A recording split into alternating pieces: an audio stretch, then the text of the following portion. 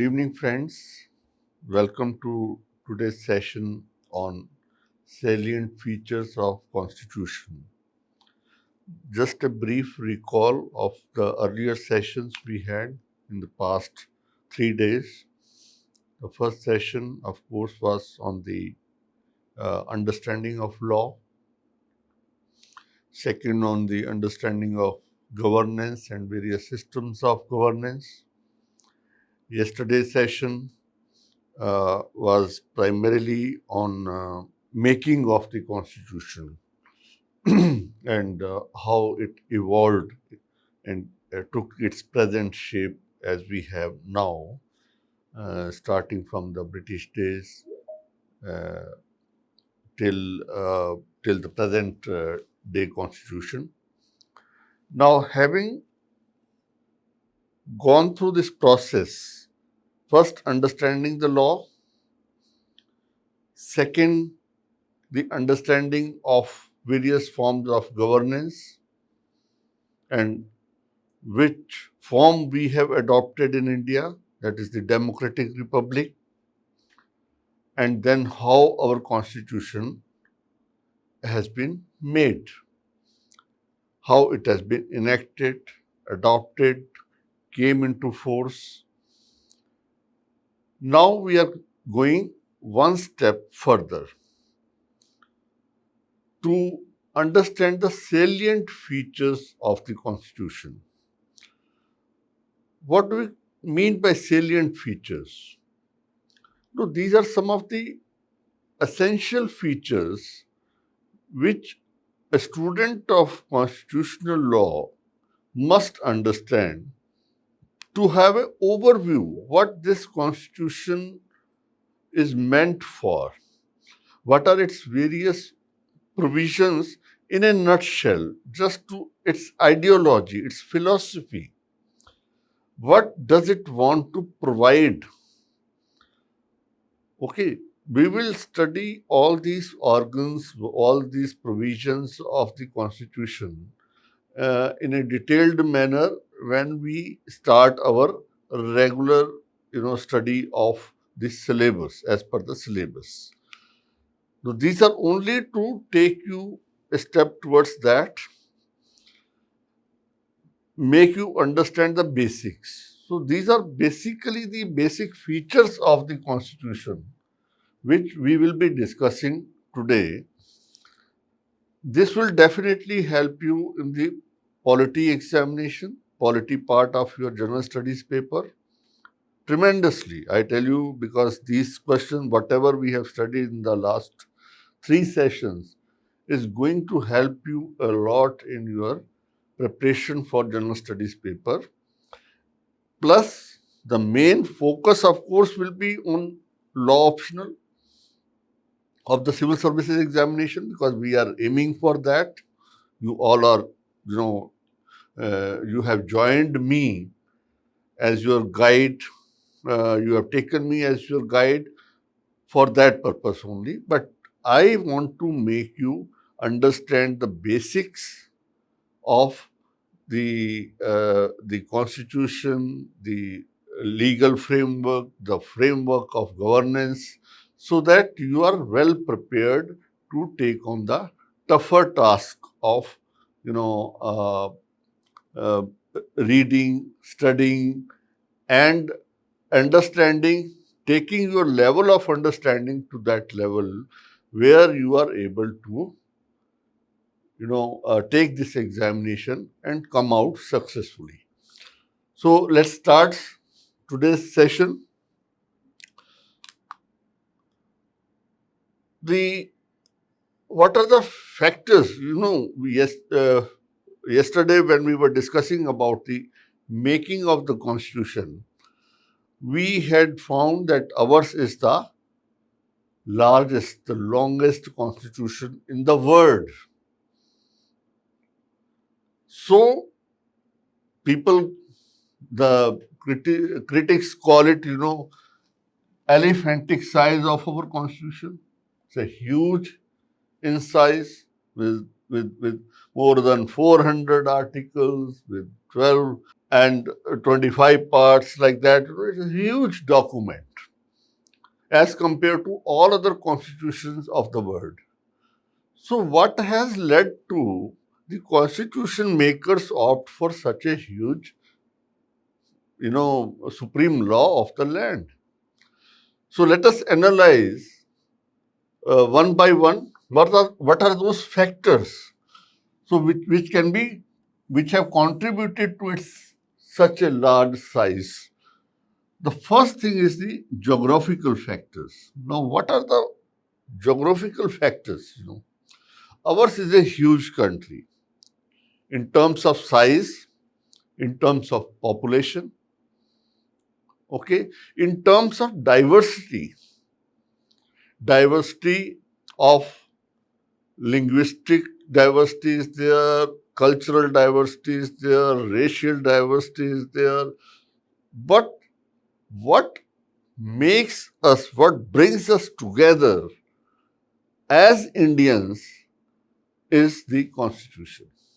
So our Constitution had to take into consideration all those factors which are there because of the huge territorial size, the geographical size of the country. On even the racial characters are different. We find in the south we have the Dravidian race, we have in the northeast the Mongolian race, we have in the north we have the Aryans race, and other mixtures, other blends of various races. The language changes so fast territorially. If we move from one territory to another, after a few kilometers, you will either find a new language or a new dialect. This may be the same language but spoken in a different dialect. There are, similarities, there are differences between the languages. So, such a diverse culture is there. The culture, even the eating pattern, the food habits, they are different. The clothes we wear, our outlook is different. Our beliefs are different. Our religions are different. So all these factors led to adoption of everything which can fit into this diverse culture and unify it into what? Into a union of India. And that Indianness is very important for us. In spite of this diversity, we are all Indians and we are proud Indians. And that Indianness, that sense of nationalism, binding character comes through this beautiful document, the Constitution of India. So its various provisions took into consideration these geographical factors. Now, as we discussed yesterday during the making of the Constitution, that a large portions of the present day Constitution, or when it was enacted and adopted in 1949 and then came into force in 26 January 1950. Now, a major influencing factor was the Government of India Act 1935. We call it a mini constitution also, but this was given to us by the Britishers. So this was the influence, because this itself was a huge document. So it was, it definitely added to the size.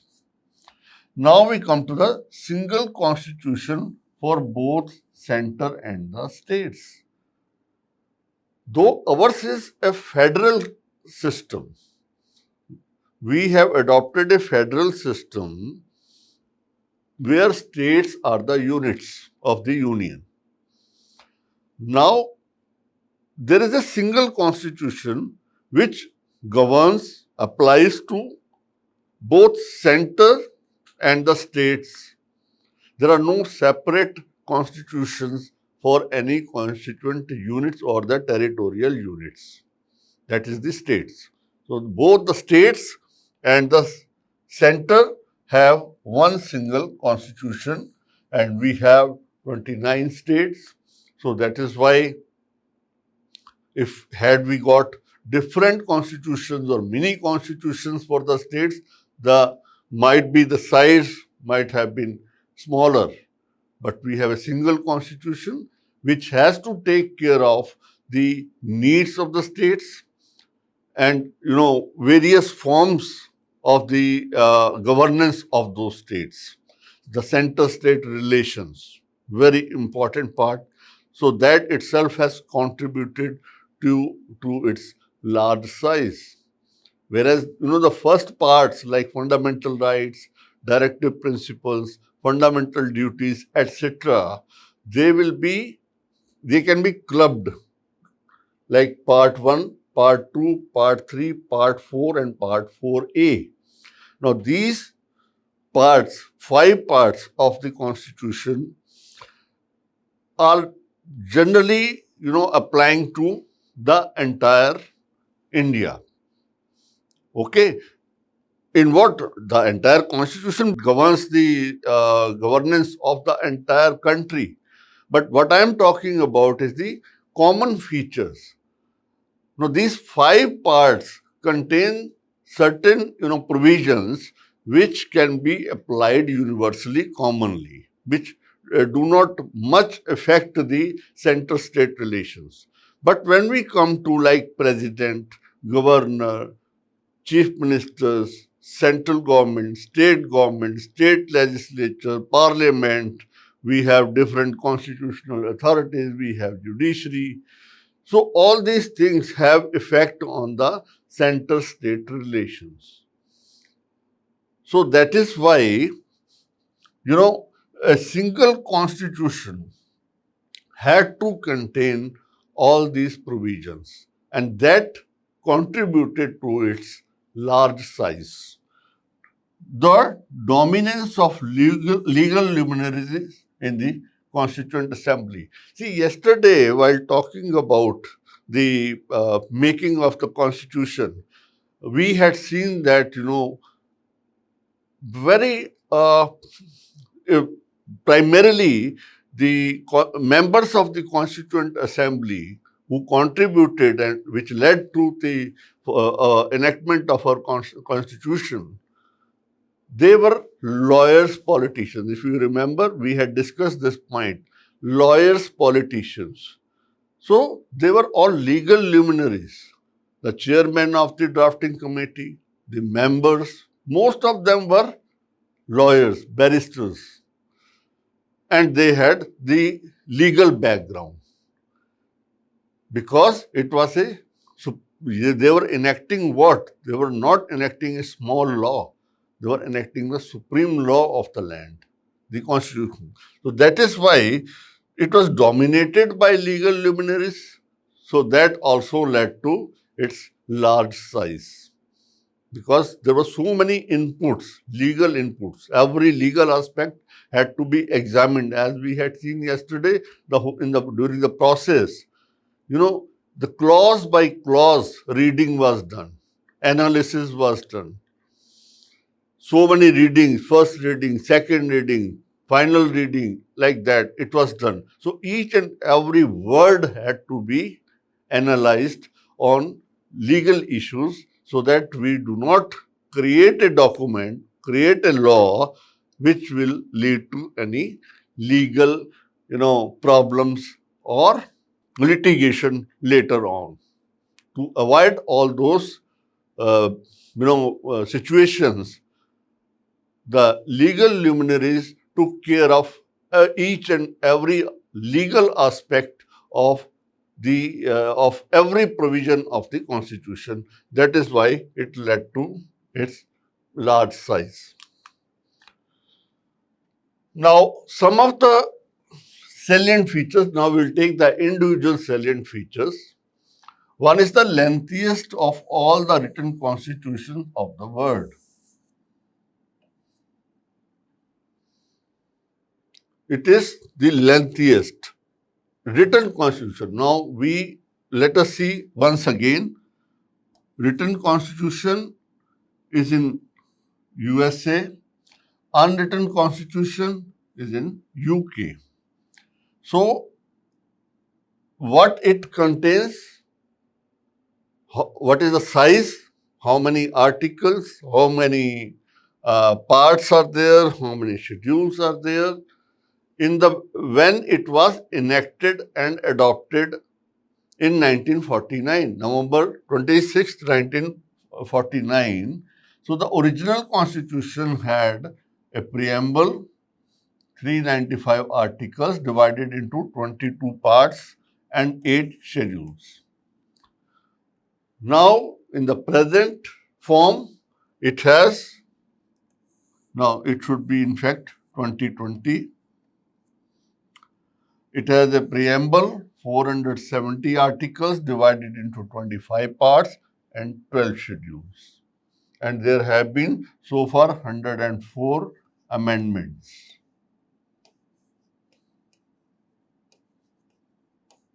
So by way of amendments, what has happened? Some portions have been added, some provisions have been added, some have been repealed, some have been modified. So this is how it makes the Indian Constitution the lengthiest written constitution of the world.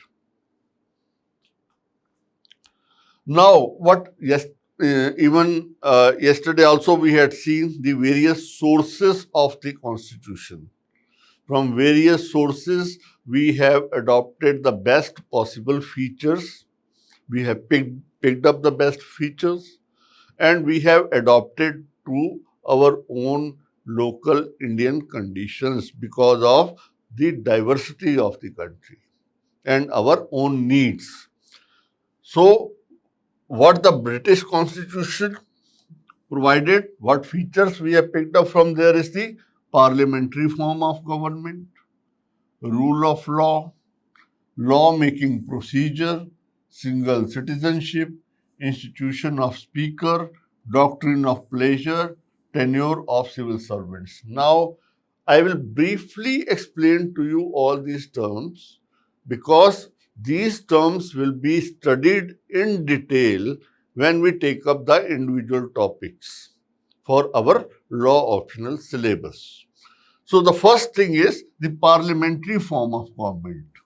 That means we have a parliament consisting of two houses, the Lok Sabha and Rajya Sabha. Okay, so like in UK, we have House of Commons and House of Lords. House of Commons is like our Lok Sabha and House of Lords is like our Rajya Sabha. So that format we have adopted. Okay, so we have a parliamentary form of government. Rule of law is very important. Just to understand it, remember it is the supremacy of law. Law is supreme. Nobody is above law. Just remember this much for the time being. Supremacy of law.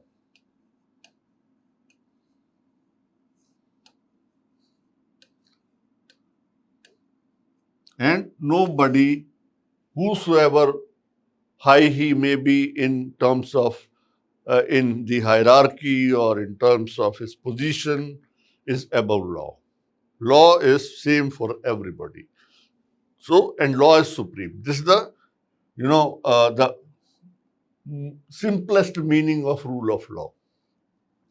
So, law-making procedure, how laws will be made, like bills are introduced, bills are passed by both the houses, president's assent is obtained, and in some cases even the bills will go to the respective at least to the state assemblies, and at least half of the states must ratify that. Okay, so that will come when we study the amendment of the constitution is one part, and in the case of making of law, that is the basic job of the legislature. So how laws are made, when we study the functions of the legislature during our syllabus discussion, we will be studying in detail at that time. We have single citizenship as compared to like dual citizenship in the case of USA. So we have single citizenship. There are no different citizenship of the union and of the respective states. Though we are having a federal, structure of governance, but still we have a single citizenship that has come from the UK. Institution of speaker. Now we have a speaker for our Lok Sabha and we have the chairman of the Rajya Sabha. Now, who is the chairman? Chairman is the Vice President of India.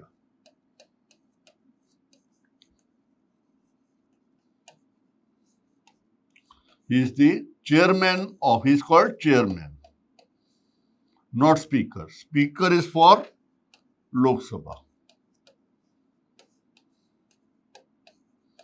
Okay, he is the chairman, Rajya Sabha. So, institution of speaker. Doctrine of pleasure, we will be discussing it when we discuss the services under the union. We have all India services like Indian Administrative Service, Indian Police Service, and Indian Forest Service. So we will be studying. Doctrine of pleasure means that a civil servant will hold the office according to the pleasure of the president. Pleasure of the president, that is the as long as the president wants, or in other terms, in the more simpler terms, the government wants. So, as long as that pleasure is there, the civil servant will continue.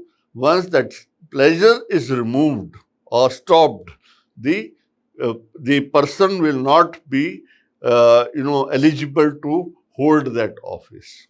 So, doctrine of pleasure, in case of civil servants, we will be studying under Articles 309 to 3012 or so in detail.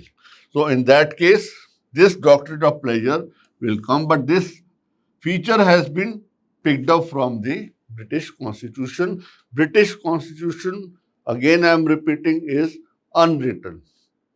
So, in the unwritten constitution, the conventions are very important. So, these are the conventions which are followed by the British Parliament.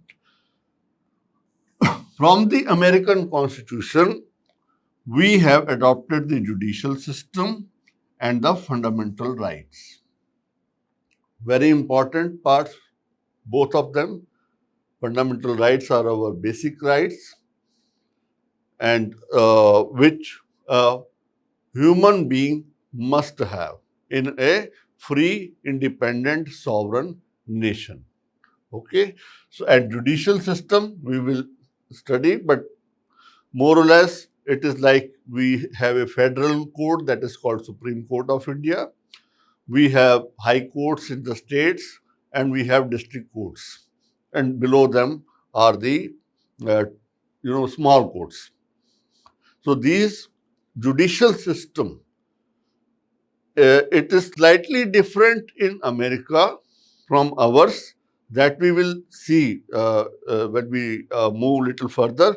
But the system has been obtained, has been picked up from American Constitution. From the Canadian Constitution, the federal system, union-state relations, and distribution of powers between union and states. This again, the federal system we will study, the union-state relations we will study, and how the powers are distributed. Okay, so we have like three lists: the union list, the state list, the concurrent list. This is basically division of powers, separation of powers between the union and the states. So, but the concept of concurrent list has been obtained from another constitution, but basically the distribution of powers is from the Canadian Constitution. The Irish Constitution is another important part, directive principles, and how the elections to the post of president of the country will be conducted. From the German Constitution, we have the emergency provisions. We'll study them. From the Soviet Constitution, we have the 5-year plans. We have the fundamental duties. From the South African Constitution, amendment of the Constitution. Now, Government of India Act 1935, which I just referred to as a mini constitution of the British time, was the federal scheme, judiciary, governors, emergency powers, and the public service commissions. Okay, so let's proceed further. Now the question comes, how rigid is our constitution and how much flexibility is there? What do you mean by rigid constitution? Rigid constitution is one which is, if it is truly rigid, it's almost impossible to change it, amend it. And if it is too flexible, then it can be changed easily. So we have not adopted any of these two extreme conditions. What we have adopted is a blend of the two. How?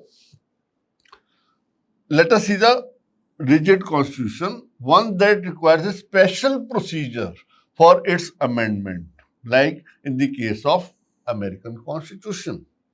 It's very difficult to amend it. Okay, the amendment procedure is very difficult. And the flexible constitution is one that can be amended in the same manner as any ordinary law. See, mind you, the difference between constitution and an ordinary law is that constitution is the supreme law of the land.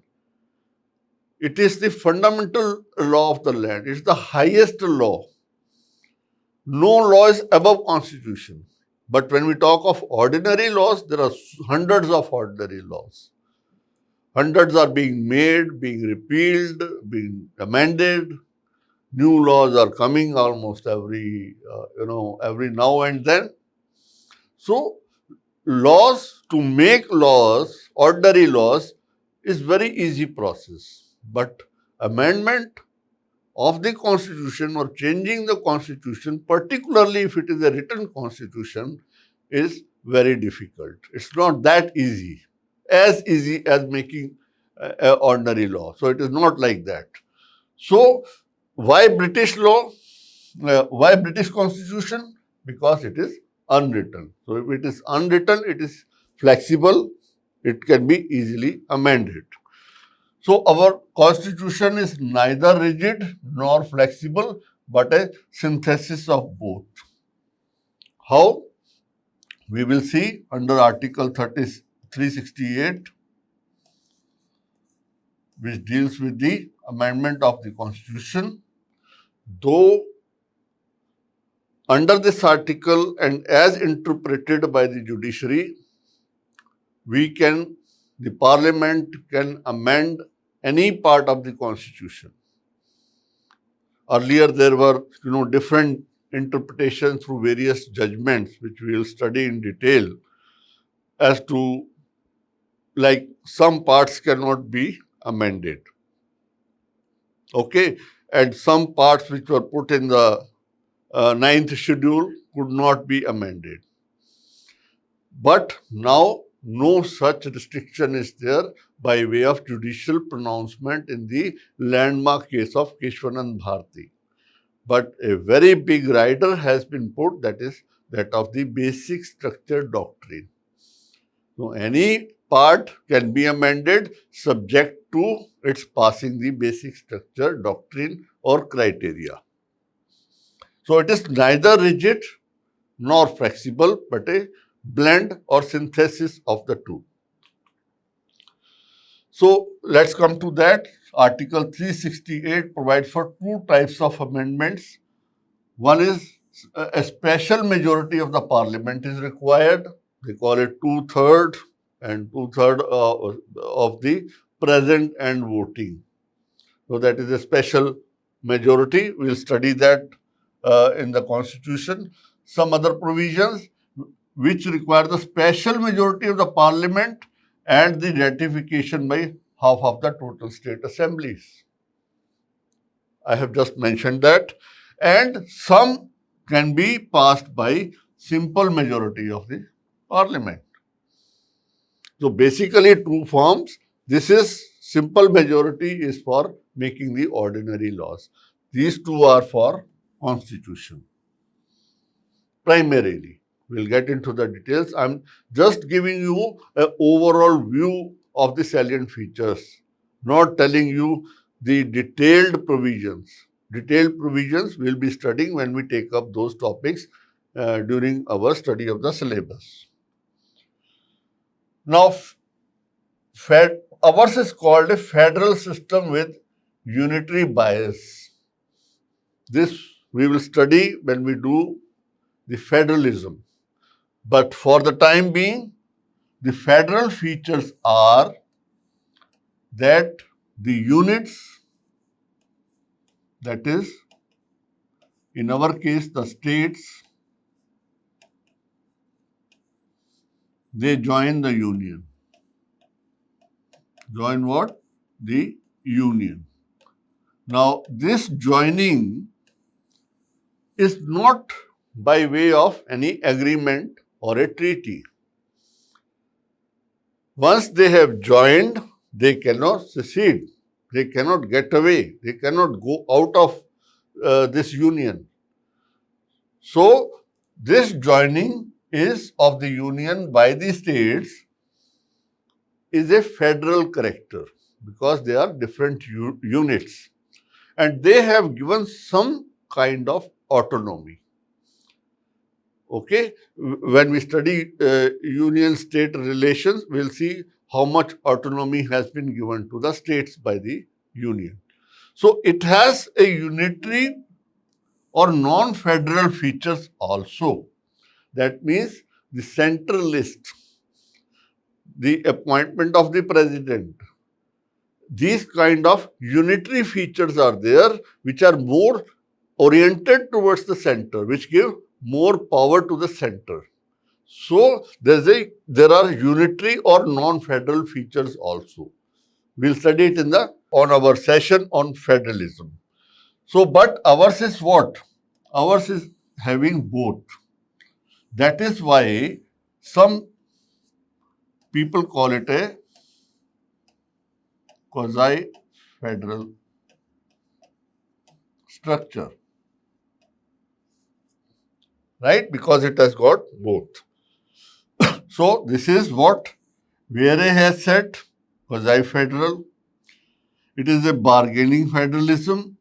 Bargaining means between the two units, the center and the state, the bargaining for having more powers. Cooperative federalism, this question has come in the papers, in the civil services examination. The quasi-federal, the cooperative federalism, bargaining federalism. So these we will study when we study federalism, but for your basic understanding, for the purpose of, general studies polity part, cooperative means they are more cooperating with each other. It's not conflict. It's not leading to conflict. It's not conflicting federalism.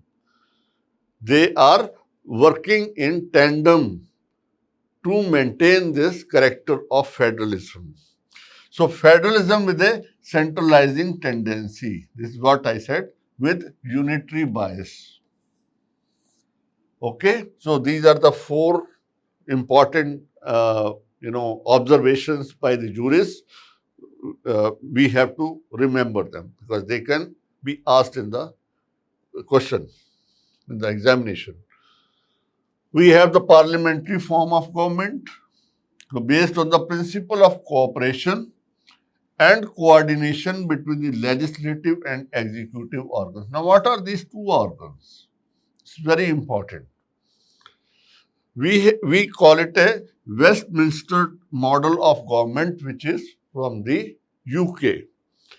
So, there is a responsible government and cabinet government. That means we have a cabinet and a council of ministers who are actually conducting the executive function. Below them is the executive. And they are responsible to whom? They are responsible to the parliament, more particularly to the Lok Sabha. So that is why we have a system, a model of government which is both responsible and having a cabinet form of government. We also can, as when we compare it with the parliamentary system, we should know the other system also, that is the presidential system, which is there in the USA, where both the legislative and the executive organs are concentrated or are joined in one authority, that is the president. In our case, what we have a constitutional head. He is the President of India. In the states, we have the constitutional head of the state, who is the governor. But on the executive side, we have the executive, that is the Council of Ministers, headed by the Prime Minister. And in the states, we have the Council of Ministers, headed by the Chief Minister. So they are the executive heads. We have the legislative heads.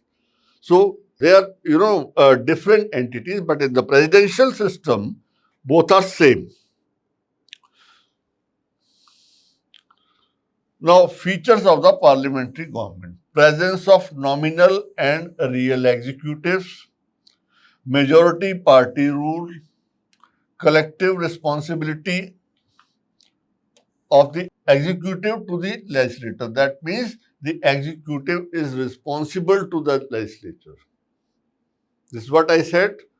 The collective responsibility is towards the legislature, towards the parliament. So the executive has a collective responsibility to the legislature for all their actions. Why? Because legislature makes the laws and the executive has to implement them. And so they are the lawmakers. Legislature are the lawmakers. So those who implement the law have to be responsible to the lawmakers. So leadership of the Prime Minister or the Chief Minister, Prime Minister for the Parliament and Chief Minister for the state legislature in the states. Now, dissolution of the lower house.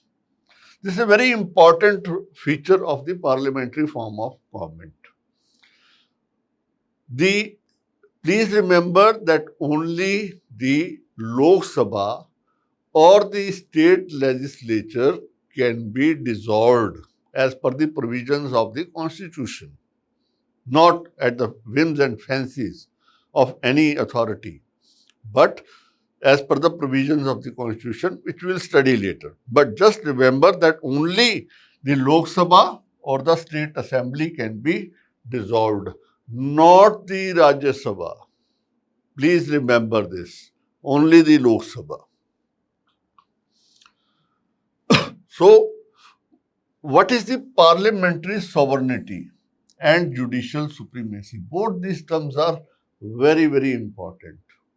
It is basically, we can say in a rather layman's language, who is supreme? Is it the legislature who is supreme, or is it the judiciary who is supreme? Legislature makes the law, judiciary interprets the law. Both, I should say, this is my own observation as a law student, both have supremacy in their respective areas. How? See, you might have observed that sometimes a question is raised before the issue comes before the Supreme Court, where there is a need for a new law. Okay, a situation comes where it is felt that there is no law which fulfills, which addresses that situation, no law on the statute. So, in that case, it is not that the judiciary takes the responsibility of making the new law to fill up that gap or to address that situation. They simply say it is the job of the legislature. Please go to legislature and get a new law from there. Our job is only to interpret. And during that interpretation, through the case decisions, some aspects of laws emerge out of it, and we call it the judge-made law. Though truly it is not made by the judges, it is through interpretation, some facts or some aspects of that law which were not earlier known to us or which were not applied so far have now been applied through their interpretation. And that takes the form of a new law, but in reality, in actual terms, it is not a new law. It is just the interpretation of an existing law.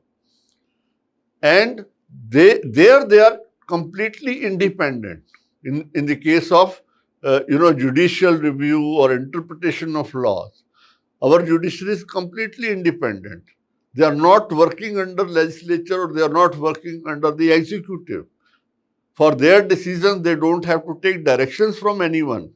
It is their own independent interpretation. And that is why we say that we have an independent judiciary.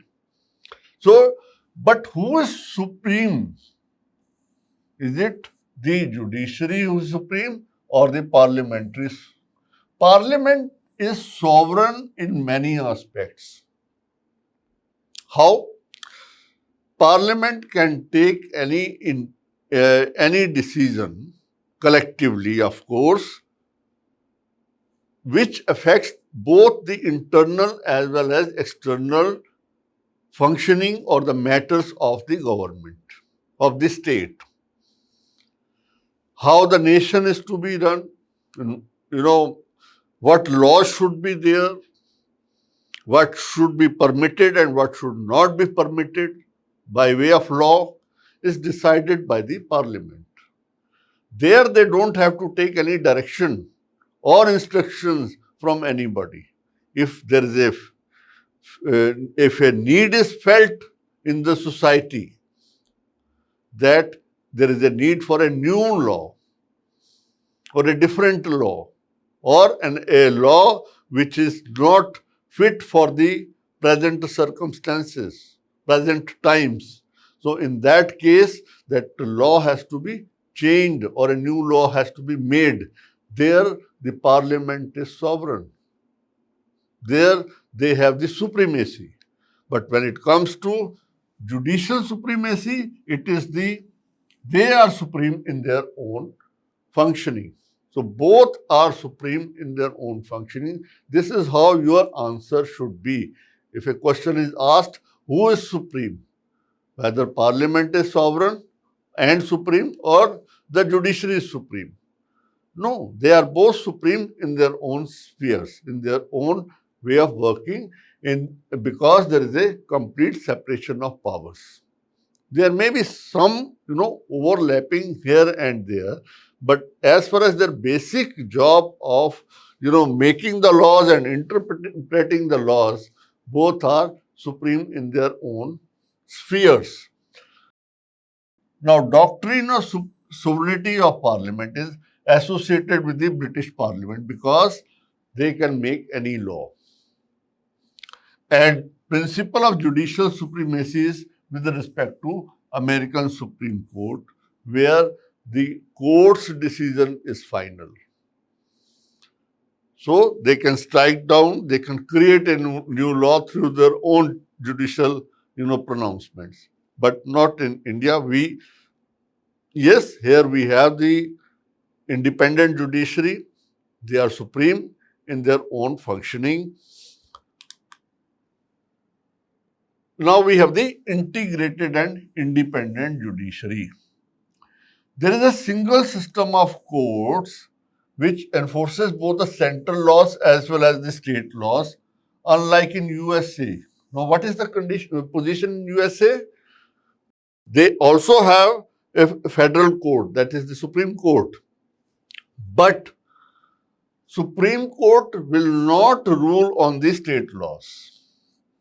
That is left to the state judiciary because they have a truly federal system. The units in the federation have got more autonomy as compared to what we have in our federal system. There, the states have more rights, more autonomy. And the state judiciary also has got more autonomy as compared to our state judiciaries, like high courts or lower courts. There, the matters relating to state laws are finally decided by the state judiciary. They will not come to the Supreme Court. Supreme Court will deal with only the federal laws. So the scope of judicial review, the power of the Supreme Court in India is narrower than that of what exists in USA. How? Because in American Constitution, there is a due process of law.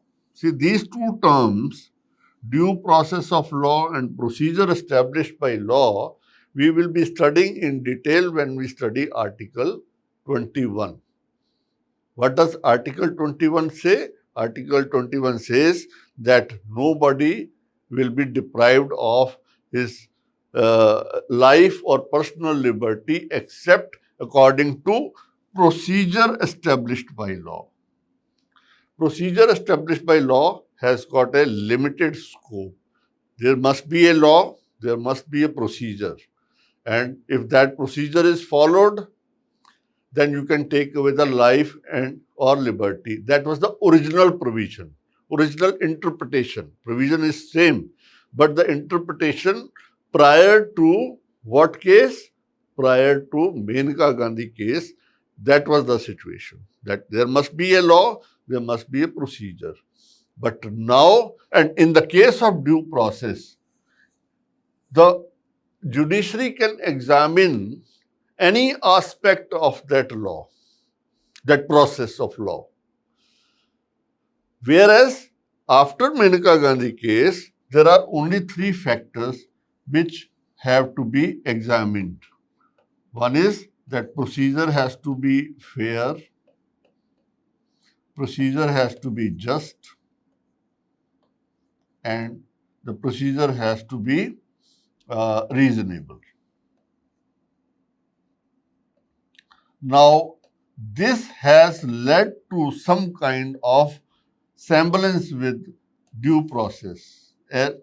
People say, the jurists also say, or the people in the legal profession say that the due process of law has entered the Indian legal system by a back door through these terms in the Menaka Gandhi case.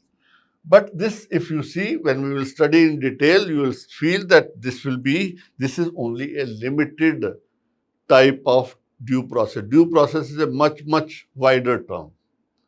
It can, look into any aspect of the process. But in India, after Menaka Gandhi case, it has to be tested only on these three touchstones.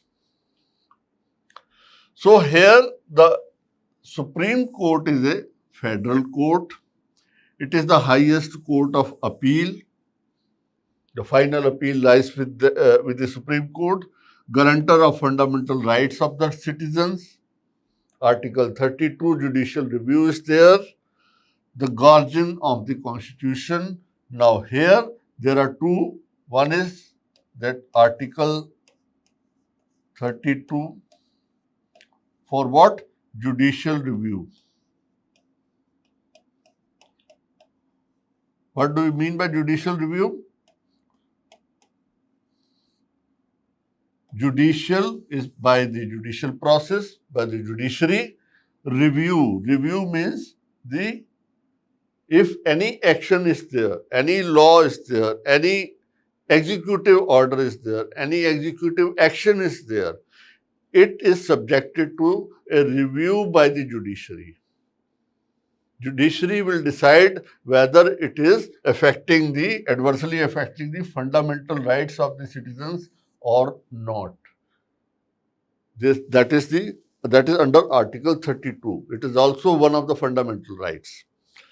Guardian of the Constitution is, after Keshwanand Bharti case, as I said, that any part of the Constitution can be amended, but subject to what?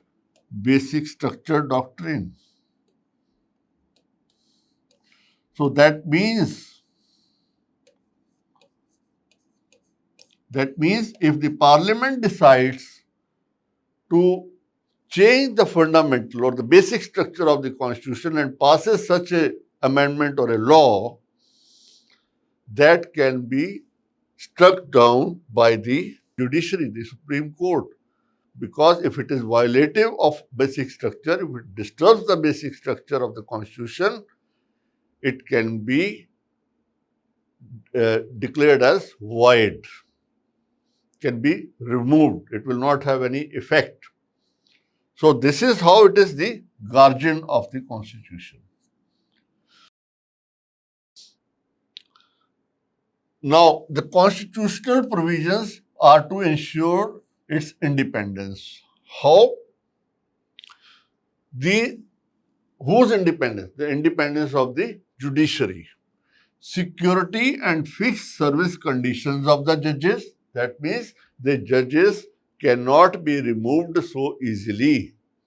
There is an impeachment process which has to be followed. So there is a kind of a security and the fixed tenure, fixed service conditions which are provided to the judges. That leads to that is one aspect of the independence of the judiciary. Now, their expenses are met from the Consolidated Fund of India. We will study this when we study that part of the Constitution. It is basically the Consolidated Fund is where all the revenue comes and all the expenditure is incurred.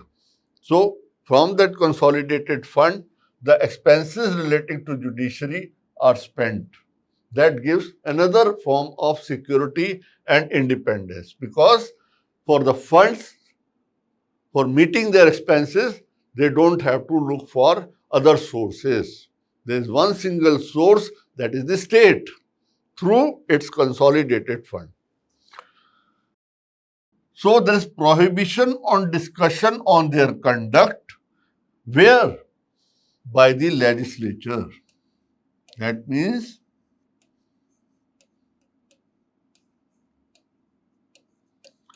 their conduct cannot be discussed in the parliament or in the legislature. This is a prohibition on the legislature by the Constitution. Now, there is a separation of judiciary. That means judiciary is not to be controlled by either executive or by the legislature.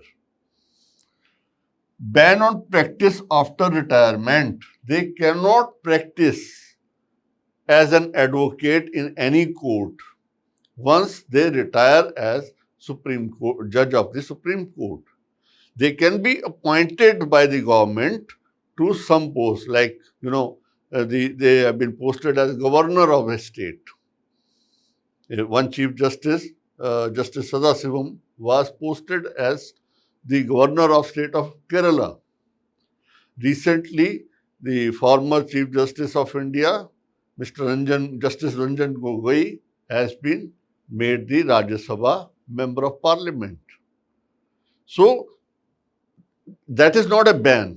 There is no prohibition on that.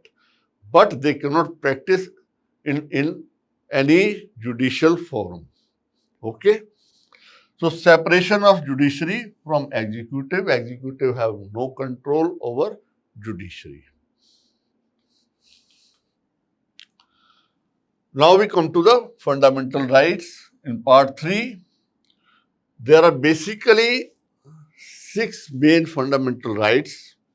Right to equality, Articles 14 to 18. Just I am giving you a brief picture of that. Right to freedom, Article 19 to 22. There are 6 freedoms in Article 19, and 20, 21, 21A, 22 are, giving different kind of protections. Right against exploitation, Article 23, 24. Right, freedom of religion, 25 to 28. Cultural and educational rights, 29 to 30. And right to constitutional remedies, that is the judicial reviews, 32. These are all fundamental rights. That means they cannot be denied to any citizen. And in some cases, even to non-citizens also. Now, a very important term which is generally asked in the general studies paper is the types of writs. Writ is an order from the highest court or by the high courts, either by the Supreme Court or by the high courts. Writ is an order. Now, order are, basically there are 5 orders. They are called, one is called habeas corpus. Its literal meaning is to have a body, to have or to produce a body.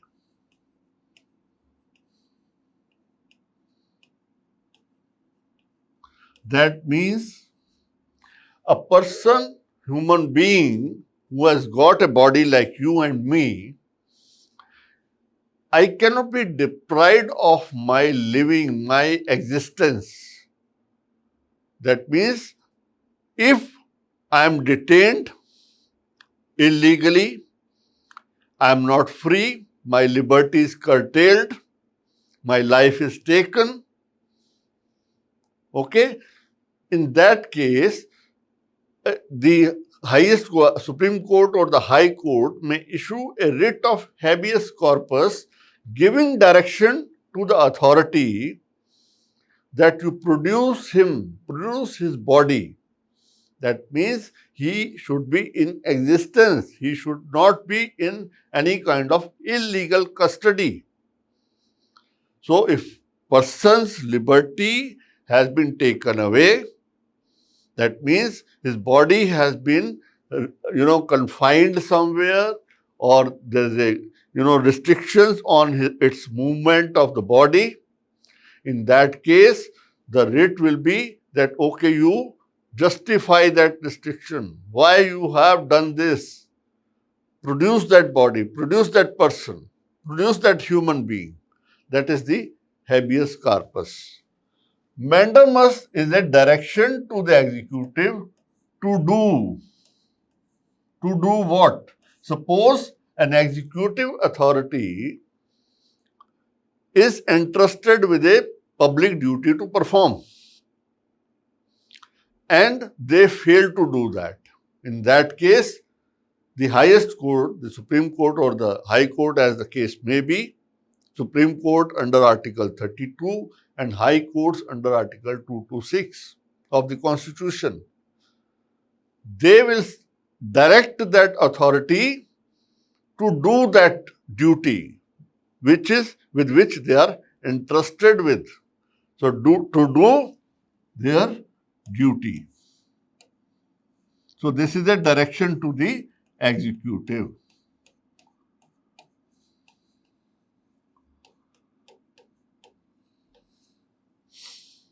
Prohibition. It is just opposite of this to do, not to do.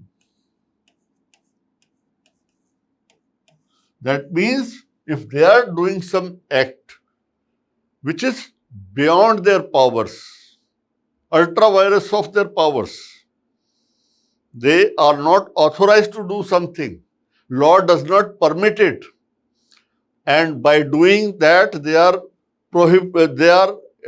infringing into the fundamental rights of violating the fundamental rights of a person, of a citizen. In that case, the court will have to stop them. Don't do it. Mandamus was to do, you do it, and prohibition is not to do it. Certiorari. Certiorari is to produce the records.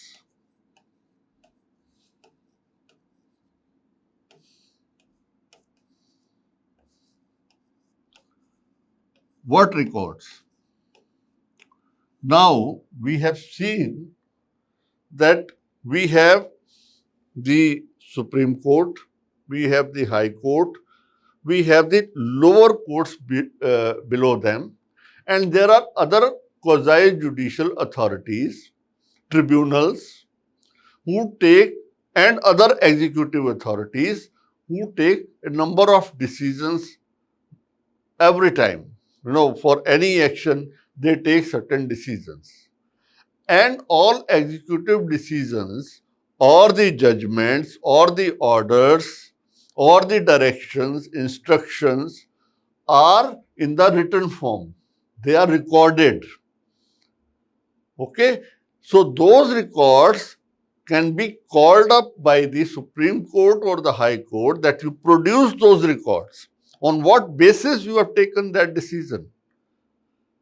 So that records pertaining to that decision, executive decision or a judicial decision by a lower authority, a subordinate authority, can be called for by the Supreme Court or the High Court. I'll just write here.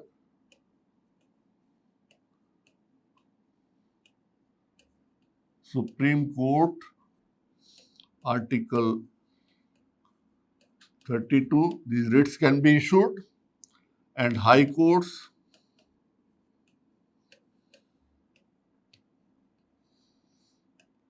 Article 226.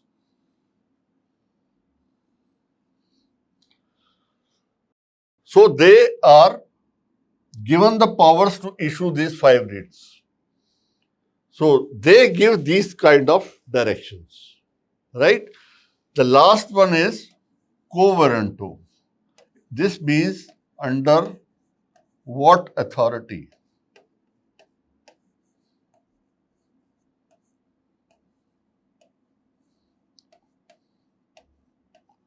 Now, there can be various situations, but I'll just mention 2 major: holding an office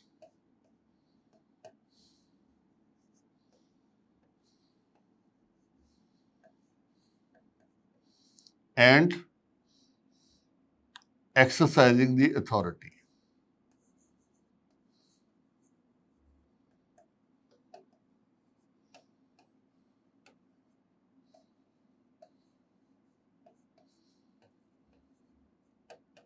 What does it mean? Suppose there is a post which has got certain amount of authority. Okay, some person, some officer or some person, I will say, not even an officer, is holding that post. Now, through quo warranto, the court, either of these 2 courts, can ask that authority, under what authority, what permitted you to hold this post? If I am, suppose like I am the deputy commissioner of a district, collector of a district. So under what authority? Who is the appointing authority? Who has appointed you to this post? Of course, if the state government has appointed, they have the authority. They must have issued an order. Suppose there is no order, and if I go and just sit on the seat of the deputy commissioner or the district collector, I am not entitled to that. I am without an authority.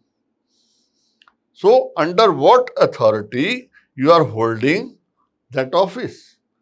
And then, under what authority you are exercising the powers and authorities attached with that office?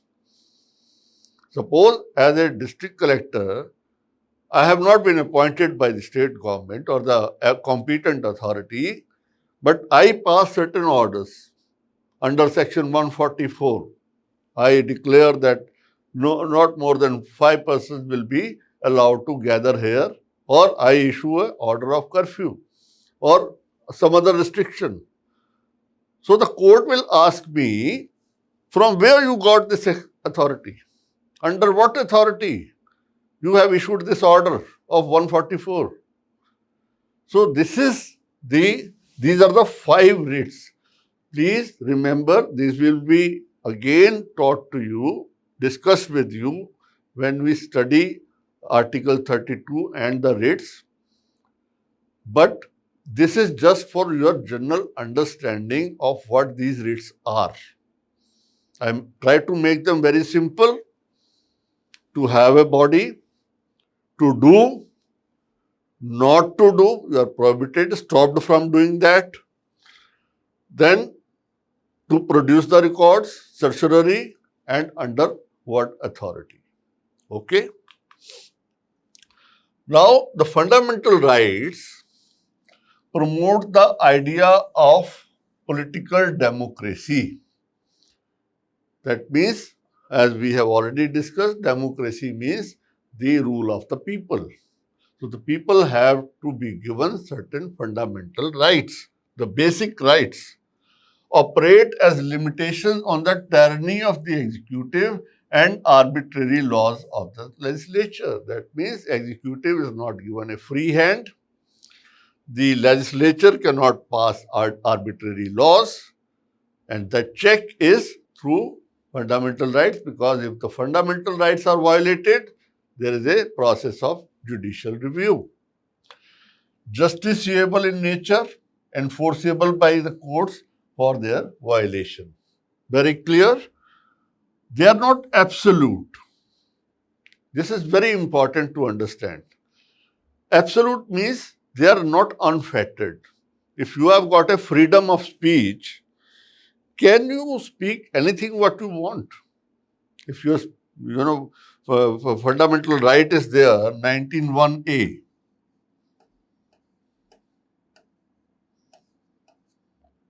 This is a freedom given to us, to the citizens. That what that freedom is? Freedom of speech and expression.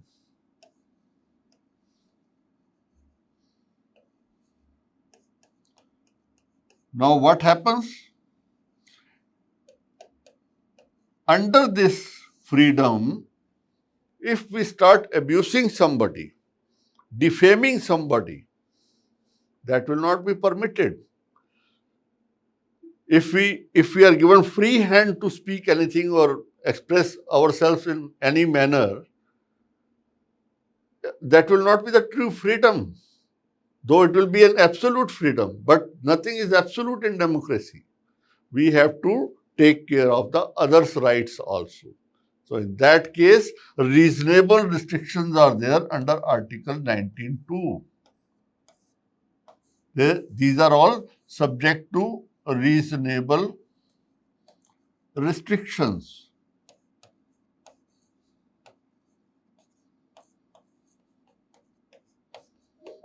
Now, what are those reasonable restrictions? Like defamation. Don't defame anybody. Don't utter anything. Don't write anything and defame the other person. In public security, in the national security, you cannot utter anything which is against or which is affecting the national security. So all these restrictions are given in 19.2. So these two have to be read together. They cannot be read in isolation. 19.1a cannot be read in isolation. We take the case of 19.1g. You can have any profession, you can do any business. But then the reasonable restrictions are under 19.6, which say that if you are having a profession, the state can impose or put certain conditions as to what qualifications you should have. If you have to practice medicine, you must be a qualified doctor. If you have to work as an engineer, you must be having a qualification as an engineer. You want to work as a lawyer, you must have the legal, you must have passed you must possess the legal knowledge, the professional knowledges.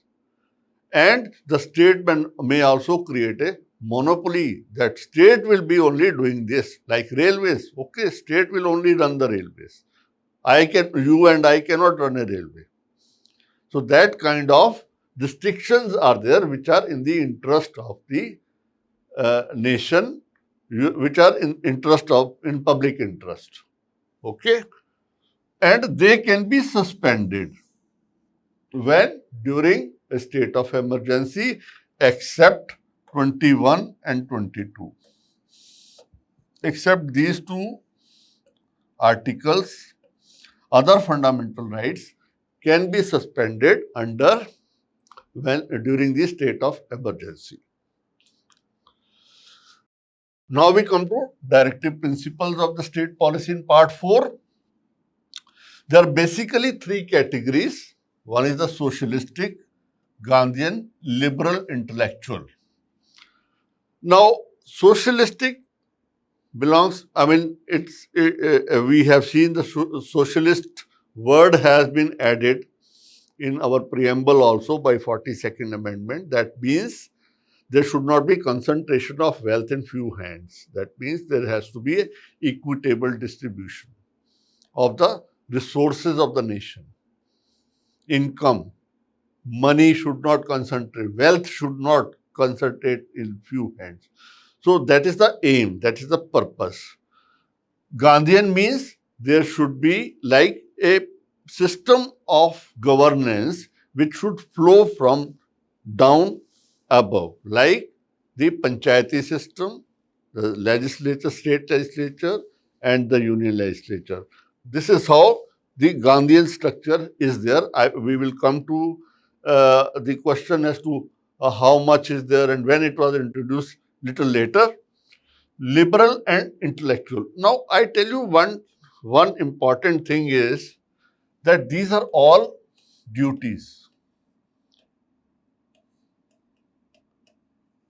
Duties or responsibilities of the state.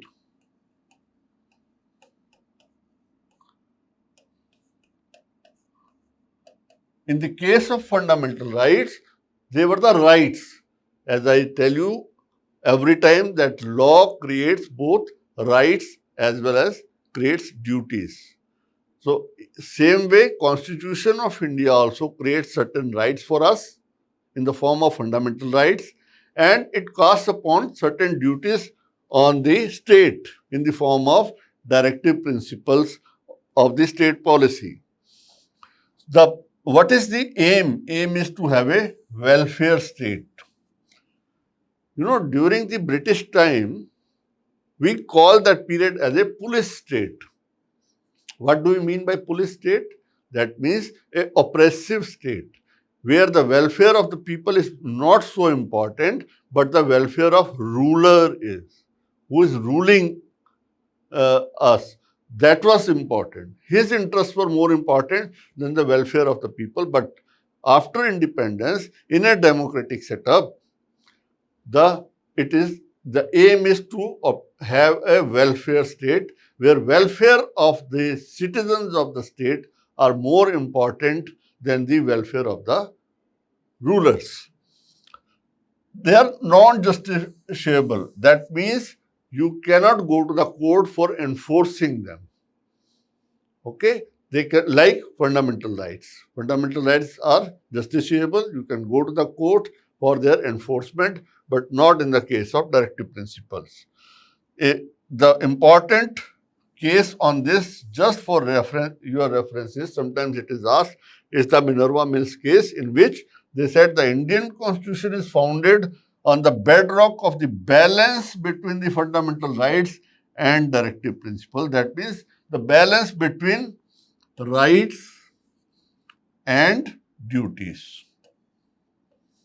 So a balance has been tried to be obtained or made by the Constitution of India. Now, these fundamental duties were added by 42nd Amendment Act, and they are also in the form of duties, but these duties are on the citizens.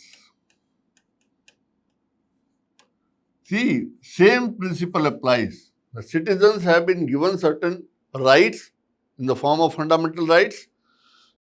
Now, on the duties side, there are two aspects. One is the duties cast upon the state. The state should do this to have a welfare state.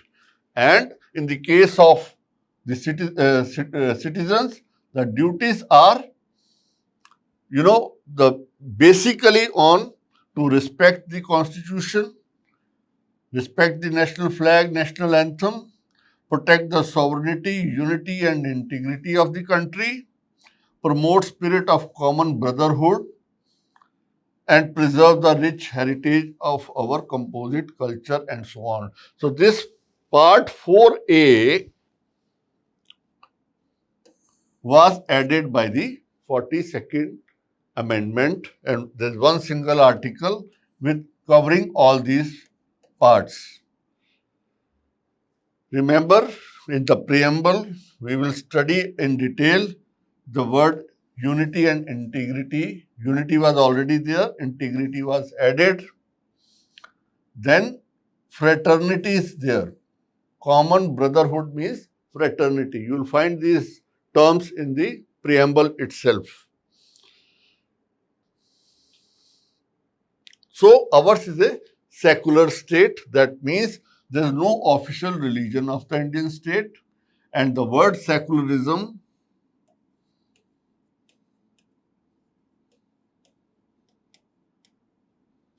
has been added again by the 42nd Amendment.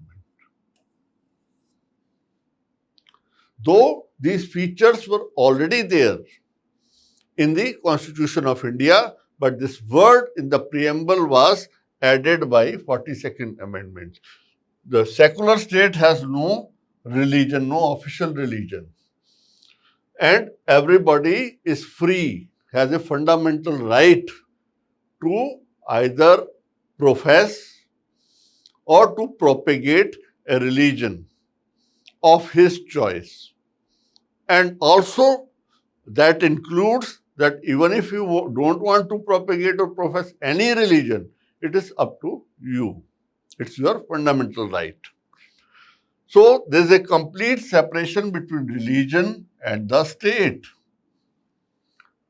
Like in Vatican City, it's a Christian state where church and politics and the governance is, the same.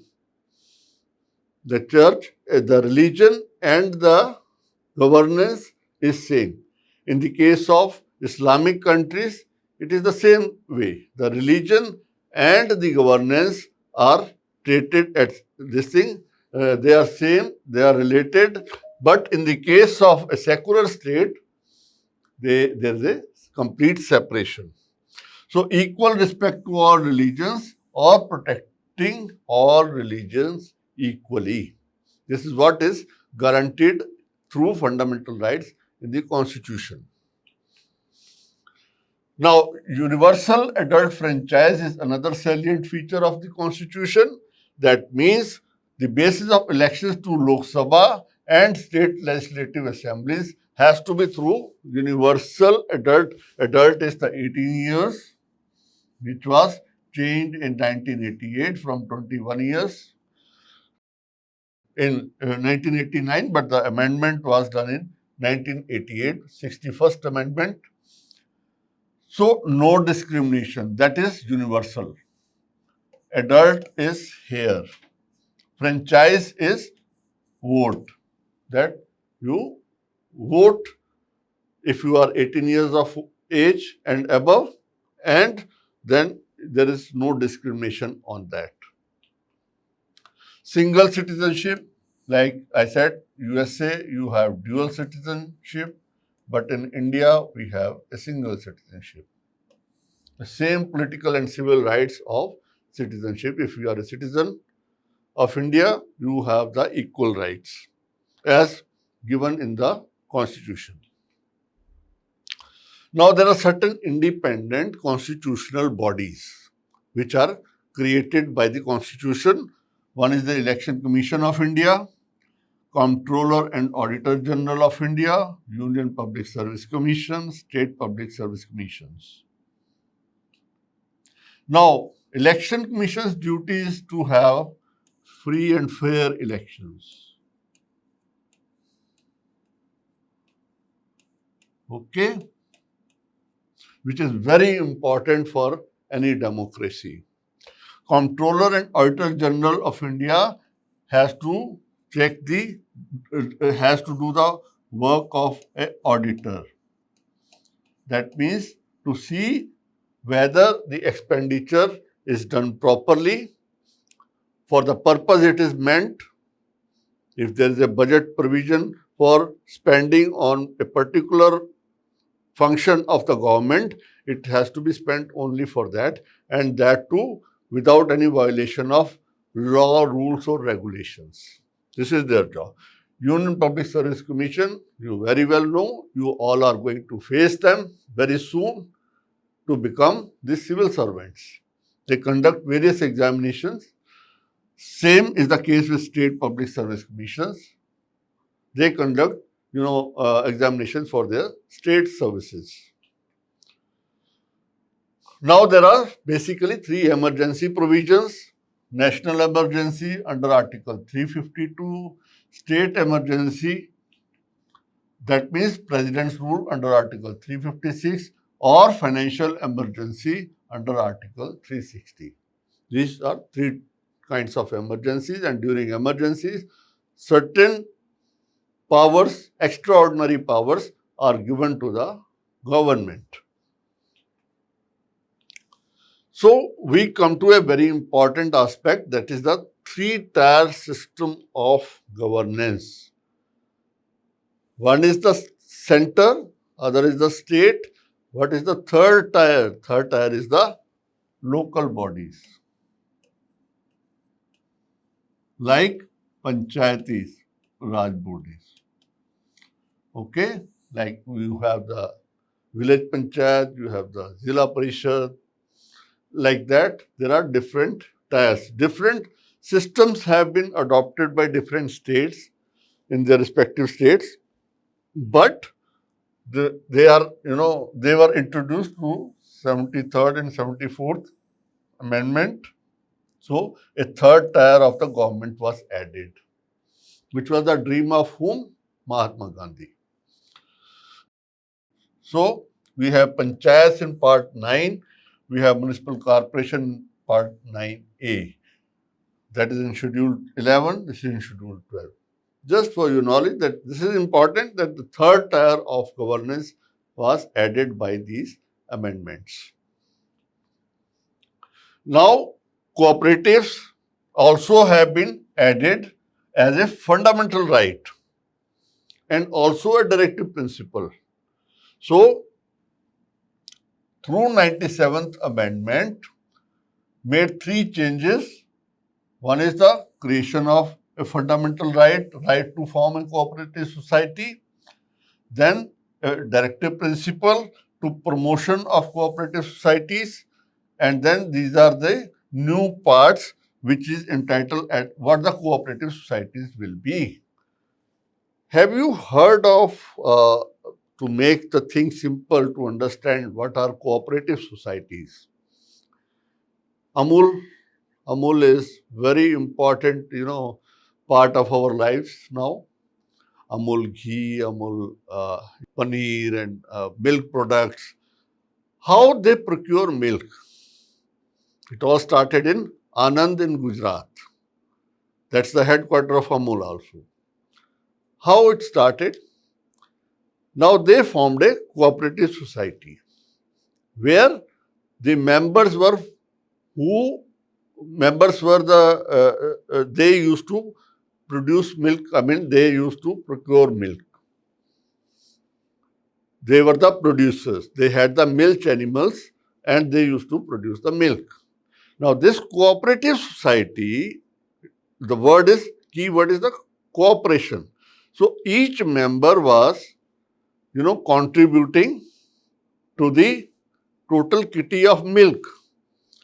And whatever income is generated by sale of milk or milk products through various processes, after deducting the expenditures, that money goes to the members. So every member gets benefited. First thing is they don't have to search for their markets. Their product is sold at their own doorstep. It is collected from there. And then money is, after testing, it is graded and money is paid according to that gradation. So this is a very, very important aspect for a welfare state like India, which is primarily rural based. We have the predominantly India is a rural domination state where almost 80% of the population lives in the rural areas. So in that case, this is a kind of a boon to the poor people or those who are living in the rural areas. They don't have direct access to the market, and also they don't have to run from pillar to post to get their money. So this is a very important, inclusion. This is how the welfare state works. It has been given a constitutional status, cooperative societies, through the constitutional amendment. Okay? By way of a fundamental right, by way of directive principle, and also creating a new part 9B of the Constitution, which defines what are the cooperative societies.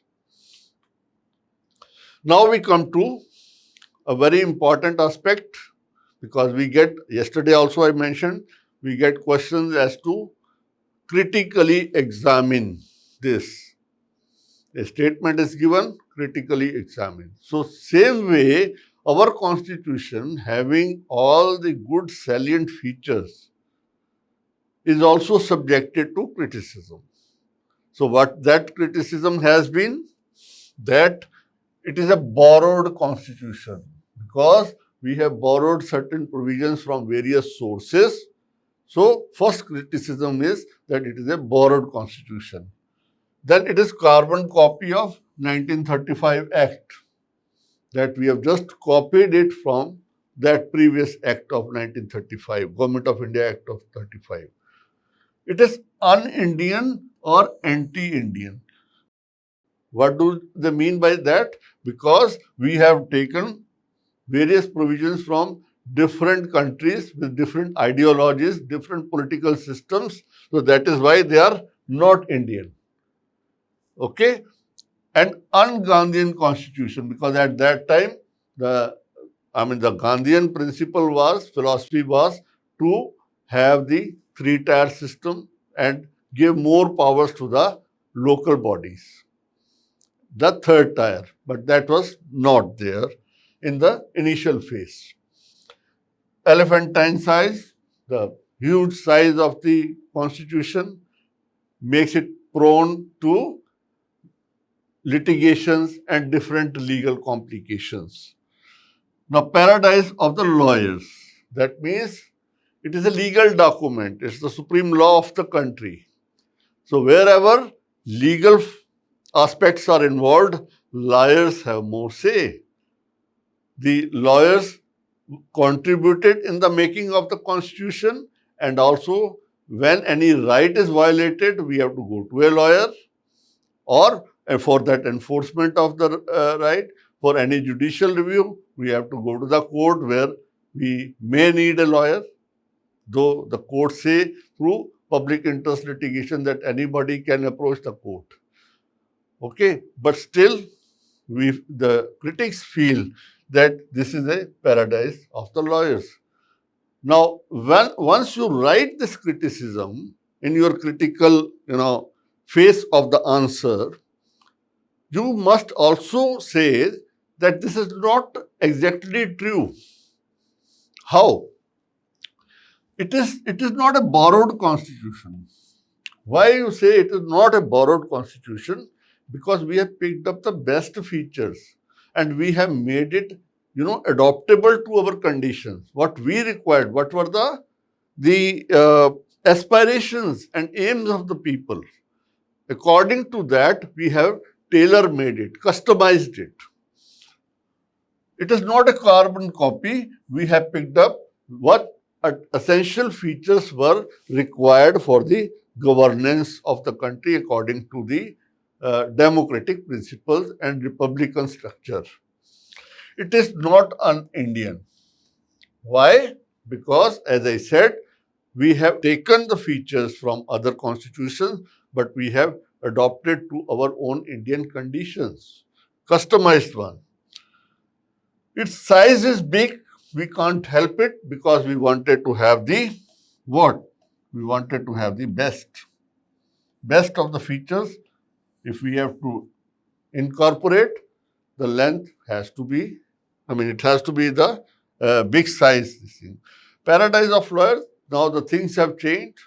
I said through PIL, anybody, even a letter can be sent to the Supreme Court, and that will be treated as a PIL, as a petition. So it's not only that. So that way, you must, if a question comes like that, critically examine, write all, but then give your own justification in a positive manner. Okay?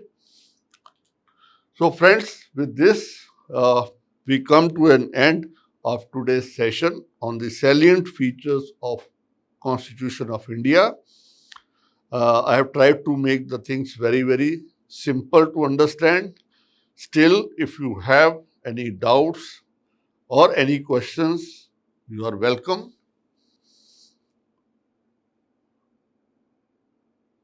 And one more thing, let me add that some of you have sent your handwritten notes to me, which I am going through. I have certain observations to make on that, and I'll be conveying to you individually, not collectively in the class, because I don't want to, discuss the negative aspects. Yes, if there is something extremely well written by somebody or well expressed by somebody, I love to, discuss here in front of everybody. But if there is a criticism, in that case, I'll confine it to that individual and try to make the corrections.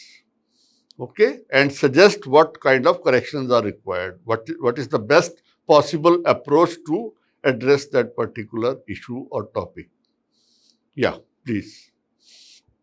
For tomorrow's topic, I have divided it into two parts because if I take only one part, then it will be over in a very short period because we are not getting into the legal details of that as per the syllabus of the law optional, but for general understanding. So I will be covering, I think, more than one topic tomorrow. So I'll request all of you to be there in time so that you don't miss out on anything and you don't have to go for the recorded version, because I would love to interact with you. Okay, friends. Namanita, if in case we are not able to hear you, you can send me your query in the mail and I'll answer that. And for others, I wish you all the best. Good night, and we'll see you tomorrow with our another session. Thank you very much. For more videos, subscribe to BN by IAS and press the bell icon to never miss an update.